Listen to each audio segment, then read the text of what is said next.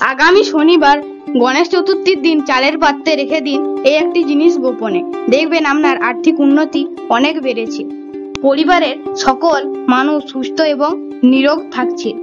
তাই বন্ধুরা, আমি অনুরোধ করব এই বিশেষ জিনিসটি জানার জন্য পুরো ভিডিওটি স্কিপ না করে দেখে যাবেন। তো চলুন বন্ধুরা, ভিডিওটি শুরু করা যাক।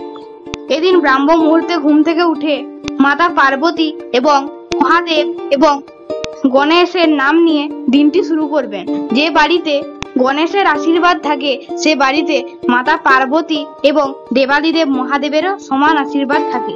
এরপর বাসি কাজ সেরে স্নান সেরে ঠাকুর মন্দিরে চলে আসবেন। এদিন গণেশ ঠাকুরকে 5 রকম ফল নিবেদন করবেন। এরপর গণেশ ঠাকুরের ঘর স্থাপন করার পর একটি অক্ষত পান নেবেন, পানের উপর দেবেন কিছু মঙ্গল সামগ্রী। এরপর ঘিয়ের প্রদীপ জ্বালাবেন এবং ধূপকাঠি জ্বালাবেন। তারপর গণেশ ঠাকুরকে লাল পদ্ম, লাল জবা, বিভিন্ন হলুদ ফুল এবং অক্ষত 21টি দূর্বা নিবেদন করবেন। এরপর গণেশ ঠাকুরের কিছু পছন্দের মিষ্টি যেমন লাড্ডু এবং মোদক দিয়ে পূজা করবেন। পূজা মন্ত্র হলো ওম গাং গণেশায় নমঃ।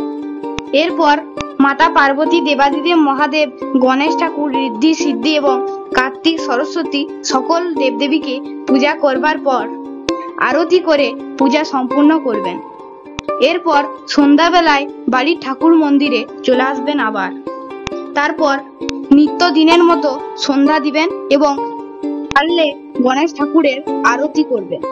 এদিন গণেশ ঠাকুরের সকালবেলার নিবেদিত ফুল ফেলবেন না, তার পরদিন ফেলবেন এবং ঘট বিসর্জন করবেন তার পরদিনই।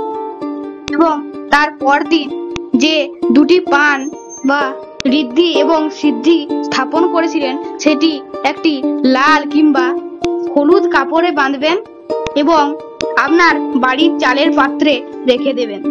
তারপর দেখবেন আপনার উন্নতি অনিবার্য। যাই হোক, আজকের ভিডিও এখানেই শেষ করছি।